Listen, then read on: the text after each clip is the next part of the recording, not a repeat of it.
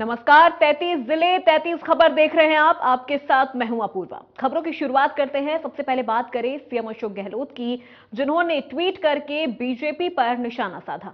उन्होंने कहा कि आज देश भर में महंगाई सबसे बड़ा मुद्दा है, लेकिन बीजेपी चाहती है कि महंगाई पर कोई चर्चा ना हो। मुख्यमंत्री ने कहा कि क्या बीजेपी के नेता ये मानते हैं कि गरीब आदमी से सिलेंडर भरवाने के लिए केंद्र सरकार को 1000 रुपए लेने चाहिए? मीडिया को बीजेपी से यह सवाल पूछना चाहिए।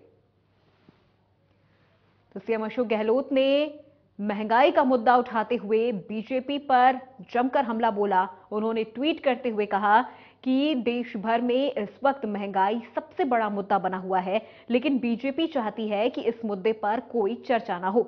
मीडिया को बीजेपी से यह सवाल पूछना चाहिए कि क्या एक गरीब व्यक्ति से 1000 रुपए गैस सिलेंडर भरवाने के नाम पर लेना चाहिए?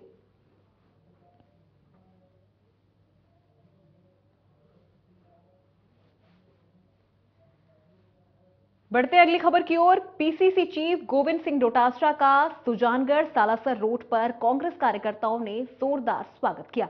इस दौरान विधायक मनोज मेघवाल, सभापति नीलोफर गोरी, उपसभापति समेत कई कार्यकर्ता मौजूद रहे। उन्होंने डोटासरा से सभी भर्तियों में वाल्मीकि समाज को ही नौकरियां दिए जाने की मांग की है। इस दौरान गोविंद डोटासरा ने प्रधानमंत्री नरेंद्र मोदी के बॉर्डर पर सड़क बनाने वाले बयान पर तीखा हमला बोला। उन्होंने कहा कि अडानी ही मोदी के चुनावों का खर्चा उठाते हैं।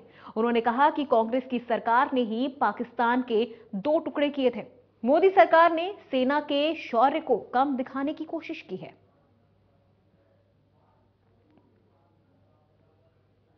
तक पहुंचे थे तो क्या ऐसे ही पहुंच गए? हमारी सेना के शौर्य को कम करने का, कम दिखाने का एक प्रयास किया गया है। केवल अपनी राजनीतिक रोटियां सेकने के लिए सेना का कभी इस्तेमाल कांग्रेस ने कभी 70 साल में नहीं किया। देश के प्रधानमंत्री जी झूठ बोल करके अपनी वोटों की राजनीति करने के लिए सेना के शौर्य को कम करके बता रहे हैं।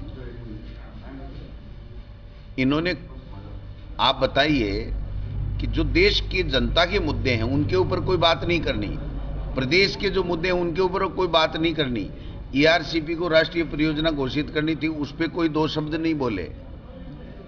प्रदेश में 3-3 मंत्री होते हुए भी, 25 के 25 सांसद होते हुए भी एक फूटी कोड़ी दी नहीं, 2 बार राजनीतिक रोटियां सेकने के लिए आ गए। मैं समझता हूं देश के प्रधानमंत्री को देश के हित की बात करनी चाहिए। और आप 9 साल हो गए, अभी भी कांग्रेस की आलोचनाएं कर रहे हैं बेवजह। आप अपनी बात बताइए ना कि मैंने क्या कर दिया। मैंने इस देश में कहां से किसान को दुगुनी आमदनी कर दी, मैंने कोई महंगाई कम कर दी हो, मैंने बेरोजगारों को रोजगार दे दिया हो, मैंने कोई इंफ्रास्ट्रक्चर में कोई कमाल कर दिया हो, तो वो बताएं। कोरोना काल में आपने हाल देखा नहीं था कि राज्यों को अपनी स्थितियों के ऊपर छोड़ दिया था और हमारे देश के स्वास्थ्य मंत्री को हटाना पड़ा था विफलता को लेकर के, 14 मंत्री हटाए थे। तो ये सब चीज जनता, देश की जनता देख रही है और समय आने पे इनको जवाब। तो वहीं विधानसभा की कार्रवाई शुरू होने से पहले बीजेपी प्रदेश अध्यक्ष सतीश पूनिया मीडिया से मुखातिब हुए। उन्होंने कहा कि आजादी के बाद राजस्थान का किसान सिंचाई की सुविधा की मांग कर रहा है। साथ ही कहा कि पीएम मोदी की प्रतिबद्धता थी कि जल जीवन मिशन जैसी महत्वाकांक्षी योजना चलाई। इस योजना के तहत राजस्थान के 33 लाख लोगों को लाभ मिला है। वहीं ईआरसीपी पूर्व सीएम वसुंधरा राजे के कार्यकाल की योजना थी। अगर प्रदेश सरकार में ईमान होता तो इस पर सियासत नहीं करते। वहीं नेता प्रतिपक्ष के सवाल को लेकर बोले कि कटारिया जी की नियुक्ति से राजस्थान का कार्यकर्ता खुश है और उनकी जगह कौन लेगा इसका फैसला पार्टी का आलाकमान करेगा। वहीं प्रदेश के बजट को लेकर भी उन्होंने निशाना साधते हुए क्या कुछ कहा, आइए आपको सुनाते हैं। प्रधानमंत्री जी की प्रतिबद्धता थी कि उन्होंने जल जीवन मिशन जैसी महत्वाकांक्षी योजना लगाई और आज राजस्थान के 33 लाख घरों तक यदि कनेक्शन है तो वो उसी प्रतिबद्धता का परिणाम है। ये भारतीय जनता पार्टी की वसुंधरा जी के कार्यकाल की योजना थी, जिसमें 13 जिलों को 37,000 करोड़ की योजना से जोड़ा जाना था। अशोक गहलोत जी यदि ईमान होता तो इस पर सियासत नहीं करते। बजट पहली बात तो मैं इसको ये कहूंगा कि उन्होंने बहुत पहले ही लीक कर दिया था। इस तरीके से कभी बजट की मार्केटिंग और ब्रांडिंग नहीं होती है, जिसमें उन्होंने कहा कि बचत होगी, राहत होगी, बढ़त होगी। ये संवैधानिक मान्यताओं का अपमान था। मोर्चे भी चलिए बढ़ते हैं खबरों में आगे। तो जैसा कि अभी आपने सुना कि सतीश पूनिया ने जिस तरह से कांग्रेस को घेरते हुए सबसे पहले उन्होंने बजट को लेकर सवाल कर लिया कि बजट की इस बार मार्केटिंग की गई है जो सरासर गलत है। चलिए खबरों में आगे बढ़ते हैं। लालसोट में राइट टू हेल्थ बिल को लेकर निजी हॉस्पिटल संचालकों का जोरदार विरोध प्रदर्शन देखने को मिला। वहीं दूसरी तरफ सरकार का दावा है कि बिल को इस सत्र में पास कराया जाएगा।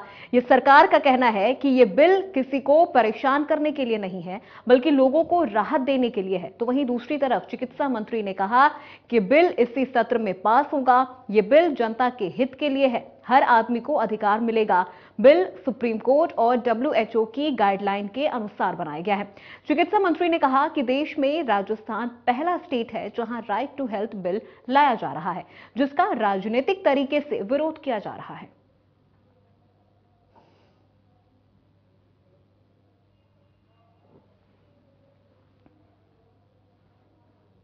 बढ़ते हैं खबरों में आगे। खबर उदयपुर से है जहां पर रिश्वत के एक मामले में पकड़े गए RPS जितेंद्र आंचलिया समेत 4 आरोपियों को कोर्ट में पेश किया गया, जहां से सभी को जेल भेज दिया गया है। गहमा गहमी के बीच भारी पुलिस बल के साथ आंचलिया को सोमवार दोपहर कोर्ट में पेश किया गया। इस दौरान वकीलों ने आंचलिया को भ्रष्टाचारी बताते हुए उनके खिलाफ जमकर नारेबाजी भी की। सस्पेंड चल रहे DSP आंचलिया और सब इंस्पेक्टर रोशन लाल खटिक समेत 4 को जयपुर ACB टीम ने गिरफ्तार किया था। इसमें 2 पुलिसकर्मी और 2 दलाल भी शामिल हैं, जिन्होंने दबाव बनाकर ये जमीन के बदले पैसे लिए थे। कोर्ट में आरोपी जितेंद्र आंचलिया ने खुद अपनी पैरवी की। आंचलिया ने सभी आरोपों को नकारते हुए कहा कि सुखेर थाने में दर्ज FIR में उनका नाम ही नहीं है और ना ही रोशन लाल द्वारा की गई बातचीत में भी उनका कोई जिक्र है। ACB को मिली ऑडियो रिकॉर्डिंग पर उन्होंने वॉइस वेरिफिकेशन के लिए भी कहा है। करीब 20 मिनट चली सुनवाई में 10 बिंदुओं पर आंचलिया ने अपना पक्ष रखा। दरअसल एक NRI पर दबाव डालने और जबरन लिखित समझौता करवाने के आरोप में जयपुर ACB की टीम आंचलिया समेत 4 आरोपियों को पकड़ा था। आंचलिया ने NRI को धमकाकर अपने हाथों से लिखकर समझौता करवाया था। आरोप था कि आंचलिया के कहने पर ही पीड़ित पक्ष से 2 दलाल और एक महिला ने 1,84,00,000 रुपए लिए थे। सुखेर थाने में तैनात सब इंस्पेक्टर रोशन लाल ने भी FR लगाने के लिए 2 लाख रुपए मांगे थे। इस पर परिवादी ACB के पास पहुंच गया था और पूरे मामले की ACB ने सत्यापन के बाद जांच शुरू की थी।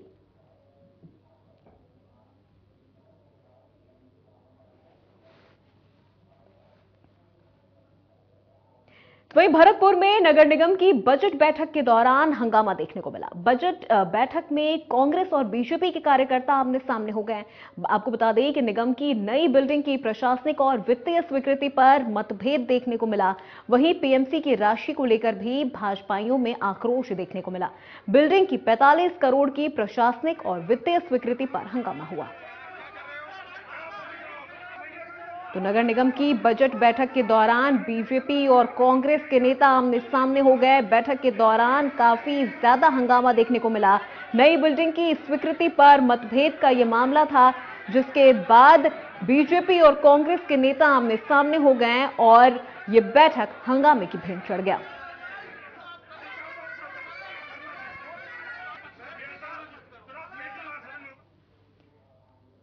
चलिए बढ़ते खबरों में आगे। राजसमंद के पसुंद सरपंच पर भ्रष्टाचार के आरोप लगाए गए हैं। ग्रामीणों ने काम में अनियमितता और अनदेखी का आरोप लगाते हुए जिला कलेक्टर को ज्ञापन सौंपा है। ग्रामीणों का कहना है कि राजसमंद के पसुंद में बने डंपिंग यार्ड से जो पैसा आता है उसका गबन कर लिया जाता है। इसके साथ ही ग्रामीणों का आरोप है कि डंपिंग यार्ड से ये प्री वेडिंग एवं पर्यावरण विकास के नाम से रसीद काट रहे हैं। चलिए बढ़ते हैं खबरों में आगे। वहीं अगली खबर सुमेरपुर से है, जहां पर पंचायत समिति परिसर में विशेष योग्यजन आपके द्वार ब्लॉक स्तरीय कार्यक्रम का आयोजन किया गया। इस कार्यक्रम की अध्यक्षता विशेष योग्यजन के आयुक्त राज्य मंत्री उमाशंकर शर्मा ने की। शिविर को संबोधित करते हुए शर्मा ने कहा कि राज्य सरकार की ओर से दिव्यांगों के लिए चलाई जा रही जन कल्याणकारी योजनाओं का आमजन तक फायदा पहुंचाकर उन्हें इसका लाभ दिया जाएगा। इसके साथ ही उन्होंने दिव्यांगजनों के पास जाकर उनकी समस्याओं के निस्तारण के निर्देश दिए।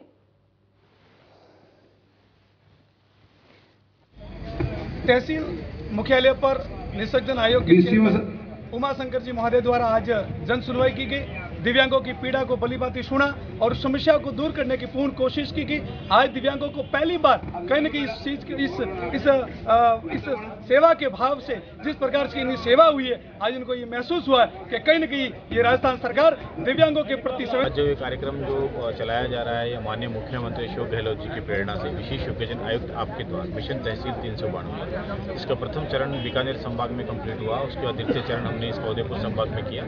आज हम तृतीय चरण में हैं। तृतीय चरण के अंतर्गत हम लोग जालोर सिरोही के बाद अब पाली जिले की आज ये आखिरी तहसील है और उसके अंदर हमने सुनवाई की, विशेष योग्यजनों की समस्याओं को सुना, राजस्थान सरकार द्वारा चलाई जाने वाली योजनाओं की जानकारी दी और हाल ही में प्रस्तुत किए हुए शानदार बजट के अंदर जो घोषणाएं की गई हैं उनसे अवगत करवाया। खबर सुमेरपुर के तखतगढ़ से है, जहां पर नगर पालिका क्षेत्र के खेड़ावास में कई वार्डों में पिछले 1 महीने से पानी की समस्या देखने को मिल रही है। इस समस्या को लेकर पार्षद सुरेश सोलंकी के नेतृत्व में वार्डवासियों ने अधिशासी अधिकारी को ज्ञापन सौंपा है। वहीं वार्डवासियों की इस समस्या को लेकर अधिशासी अधिकारी का कहना है कि जलदाय विभाग के कर्मचारियों को समस्या के समाधान के लिए निर्देश दे दिया गया है। बात है, आज करीबन 1 महीना हो गया है। खेड़ावास के वार्ड नंबर 4, 5, 6 और 7 तीनों में 1 महीने से अंदर पानी बिल्कुल ही बंद है। पेयजल लोग त्रस्त है पूरी तरह से। लोगों को मजबूरन बाहर से कैन मंगवाने पड़ रहे हैं, टैंकर मंगवाना पड़ रहा है, उससे अपनी प्यास बुझा रहे हैं। इस बारे में यहाँ के स्थानीय कर्मचारी राणू सिंह जी को भी बात बताया तो राणू सिंह जी का कहना है कि अधिकारी जी जब हमें पैसे ही नहीं दे रहे तो हम जो वाल कैसे ठीक करें। चारों के चारों वाल खराब है। अधिकारी जी को कम से कम 3 से 4 बार बता दिया है, लेकिन वो वाल ठीक करने के लिए न तो पैसे दे रहे ना सामान मंगवा रहे हैं। इस बारे में अधिकारी से बात की तो उन्होंने भी है जो आनंद फानंद में जवाब दिया कि कर्मचारी काम नहीं कर रहे हैं। मतलब सीधी सी बात है, दोनों ही पक्ष कर्मचारी और अधिकारी दोनों ही एक दूसरे पर अपनी कमियों। तो वहीं झालावाड़ में सारोला के करनवास में एसीबी की टीम ने बड़ी कार्रवाई करते हुए कनिष्ठ सहायक को 3000 रुपए की रिश्वत लेते रंगे हाथों गिरफ्तार कर लिया है। मामले को लेकर एसीबी के अतिरिक्त महानिदेशक ने बताया कि एसीबी की झालावाड़ इकाई को परिवादी द्वारा शिकायत दी गई कि उसकी मां के नाम से स्वीकृतशुदा प्रधानमंत्री आवास योजना की तीसरी किश्त राशि डालने के एवज में रिश्वत मांगी जा रही थी। फिलहाल एसीबी की टीम आरोपी से पूछताछ कर रही है।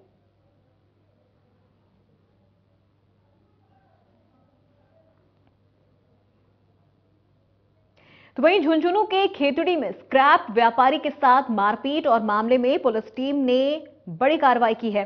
पुलिस टीम ने इस मामले में कार्रवाई करते हुए 2 आरोपियों को गिरफ्तार किया है। डीएसपी खटाणा ने बताया कि गिरफ्तार दोनों आरोपियों से गहनता से पूछताछ की जा रही है। इसके साथ ही वारदात में अन्य शामिल आरोपियों के बारे में जानकारी जुटाई जा रही है। स्क्रैप व्यापारी के साथ मारपीट के मामले में पुलिस ने बड़ी कार्रवाई करते हुए 2 आरोपियों को गिरफ्तार कर लिया है। इनसे पूछताछ की जा रही है और इस पूरे मामले में उनके अन्य साथियों के बारे में भी उनसे जानकारी ली जा रही है। स्क्रैप व्यापारी के साथ मारपीट का मामला सामने आया था। खेतड़ी के झुंझुनू के खेतड़ी से ये खबर सामने आई थी। फिलहाल इस मामले से जुड़े 2 आरोपियों को गिरफ्तार कर लिया गया है। खबर जयपुर से है, जहां पर एक जिम संचालक और उसके साथियों पर नशीला पदार्थ पिलाकर युवती से जबरन शादी करने और देह शोषण करने के आरोप हैं। ये पूरा मामला शहर के मालपुरा गेट थाना इलाके का है। इस संबंध में पीड़िता के परिजनों ने पुलिस पर जबरन दबाव बनाने और कार्रवाई नहीं करने का आरोप लगाया है। पिंक सिटी प्रेस क्लब में प्रेस वार्ता कर पीड़िता के परिजनों ने आरोप लगाते हुए कहा कि पीड़िता जयपुर के नामी स्कूल और कॉलेज में पढ़ी है। युवती का वजन बढ़ने पर एक डॉक्टर की सलाह पर उसने एक जिम ज्वाइन की थी। इसके बाद जिम संचालक ने वेट कम करने के लिए पाउडर में नशीला पदार्थ खिलाया, जिसके बाद आरोपी ने न केवल युवती से दुष्कर्म किया बल्कि परिजनों का आरोप है कि पुलिस भी आरोपियों का पक्ष लेते हुए उन पर निपटारा करने का जबरन दबाव बना रही है। एक साल पहले किया है। फरवरी के बाद जो मेरी सिस्टर थी वो अपना उसका थोड़ा सा वेट ज़्यादा था, तो वो अपना वजन कम करने के लिए जिम में गई थी। तो जिम में जाते ही 1 महीना 2 महीने तब तक एक ट्रेनर था वहाँ पर। तो 1 महीने बाद में एक ट्रेनर उससे आके बात करता था। तो वो हमेशा मना करती थी कि मुझे कोई बात नहीं करनी और मैं मेरी एक्सरसाइज करके चली जाती हूँ। पर वो ज़बरदस्ती करता था कि भाई मेरे को बात करनी है, और वो किसी से बोल नहीं पाई। धीरे करके वो मतलब उसको इतना ब्लैकमेल करने लग गया। फिर धीरे करके उसने ना उसके साथ ज़बरदस्ती करने की कोशिश करी। तब वो कुछ बोल नहीं पाई, क्योंकि हम जिस सोसाइटी में रहते हैं तो वो सोसाइटी मतलब आगे जाकर हमको एक्सेप्ट नहीं कर पाती वैसे, अगर हम आगे सच्चाई लेकर आए तो। मैं ये चाहता हूँ हाथ जोड़ के प्रशासन से, कोर्टों से ऐसे बेटियों को सजाए मौत मिले, जिससे आने वाली बहन बेटियों को सुरक्षा मिले, अपने आप को सुरक्षित समझे। ऐसी स्थिति में बहन बेटियां सुरक्षित कभी नहीं समझ सकती अपने आप को, ना ही बाहर निकल सकती है। बाहर निकल से डरेगी। मेरी यही विनती है कि मुझे न्याय मिले, मेरी बच्ची को न्याय मिले। मेरी बच्ची न्याय के लिए हाथ जोड़ रही है, गुहार लगा रही है डीजीपी साहब, सीएम साहब, सब जगह। लेकिन अभी तक एक आदमी अरेस्ट नहीं हुआ और घूम रहे खुलेआम बुलेट मोटरसाइकिलों पे पटाखे तोड़ रहे, घर के बाहर आकर डरा रहे। और डिप्टी साहब को कोई फर्क नहीं पड़ रहा। डिप्टी साहब को वहाँ मिलते ही नहीं ऑफिस, और मिलते हैं तो वो भेड़ी अंदर चाय पी रहे हैं, कॉफी पी रहे हैं, हम बाहर खड़े होकर हाथ जोड़ रहे हैं। ऐसी स्थिति में मेरी यही विनती है कि हमें न्याय दिलाएं। बेटी के साथ जिम भेजा था, उसकी वेट लॉस करने के लिए बेटी को खिला पिला कर बैठ की दवाई बताकर और उसको बरकरार दिया, और उसके बाद में जो उसके साथ किया, सारी ब्लैकमेलिंग हुई, सारी शादी उसके साथ करी, फर्जी वाले ये सब काम करके, और लास्ट में 10 करोड़ की डिमांड, 7 करोड़ की, फिर 5 की, फिर लास्ट में 3 करोड़ की डिमांड करी। पुलिस ये कह रही है कि आप FIR वापिस लो, इन गुंडों से दुश्मनी कब तक रहोगे, हम आपकी रक्षा कब तक करेंगे, रोज तो आपके साथ जा नहीं सकते। बढ़ते खबरों में आगे, अजमेर के किशनगढ़ में आदर्श क्रेडिट कोऑपरेटिव बैंक में दिन दहाड़े 10 लाख रुपए की लूट की वारदात सामने आई है। बदमाशों ने बंदूक की नोक पर इस वारदात को अंजाम दिया है। घटना को अंजाम देने के बाद आरोपी मौके से फरार हो गए। जानकारी के अनुसार एक नकाबपोश बदमाश टोंक पेट्रोल पंप के नजदीक आदर्श कोऑपरेटिव बैंक में घुसा। इसके बाद आरोपी ने बंदूक की नोक पर कैशियर के पास रखे 10 लाख रुपए लेकर फरार हो गया। मामले की सूचना पर पुलिस टीम मौके पर पहुंची और घटना को संज्ञान में लेकर आरोपी की तलाश में जुट गई है।